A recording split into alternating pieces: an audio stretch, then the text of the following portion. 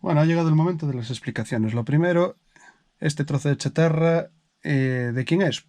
¿De dónde ha salido? ¿Para qué lo quiero? Pues es mío. Ha salido de un autocross. Su destino iba a ser el desguace, que tal vez era el destino más apropiado para él. No lo sé, ya lo veremos.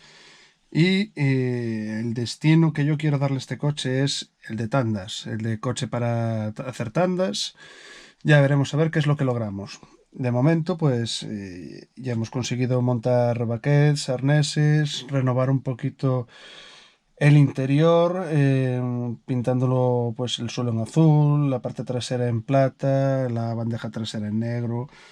El salpicadero que daba auténtico asco, así que lo he pintado en negro mate, le he puesto unas pegatinitas, le he puesto cargadores de móvil, cortacorrientes, un espejo panorámico enorme arriba, bueno, varias cositas. ¿Qué es lo que le queda a este trasto por hacer? Pues vamos a empezar por lo primero, una buena limpieza, porque de estar parado, ya que el coche llegó en agosto y yo la última vez que lo toqué fue en noviembre, estuvo parado a la intemperie, pues le han entrado hongos. Se quitan de manera fácil, pero vamos, lo que yo tenía ya el interior impoluto, pues ha quedado auténtico asco.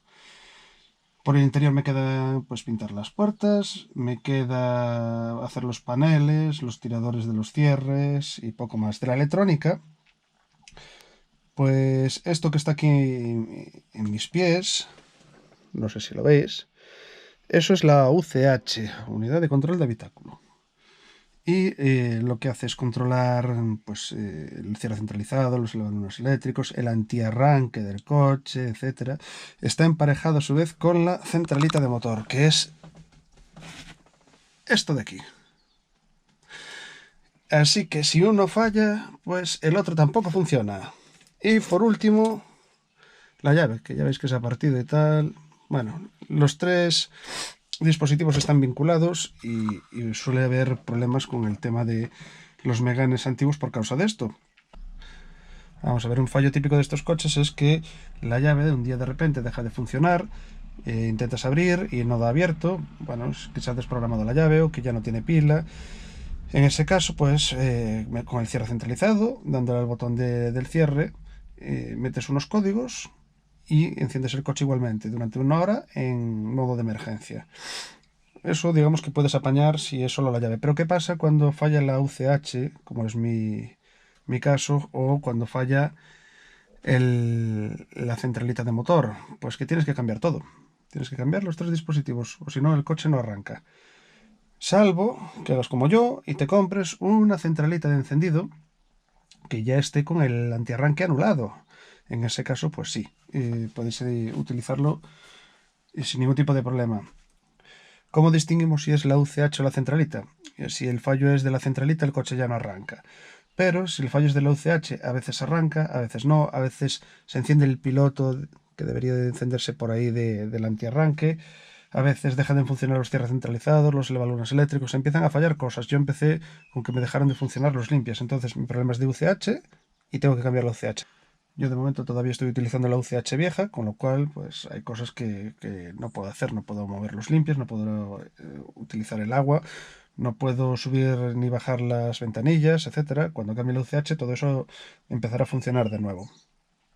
Que es tan simple como desconectar los cables, conectar la nueva y atornillarla y ya está. Por eso de momento tengo ese desastre de ahí abajo.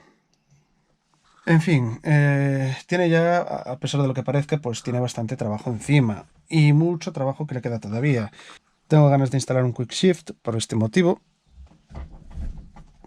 Como podéis ver, es enorme el recorrido de palanca. No es adecuado para correr con un coche así. El cable del acelerador, que está mal, bueno, un poquito de mantenimiento. Y sí quiero meterle unas roscadas y una goma de perfil más bajo porque la goma que tiene puesta roza.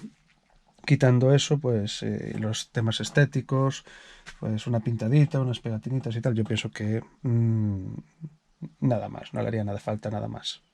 Y nada más, espero que os haya gustado. A ver cuándo puedo seguir con él, porque, claro, estoy trabajando en la intemperie en medio de la finca y aquí dependo del clima, de que esto vaya bien. Lo primero va a ser una buena limpieza y luego pues os enseñaré otro nuevo vídeo cuando tenga algo interesante que mostraros. Un saludo.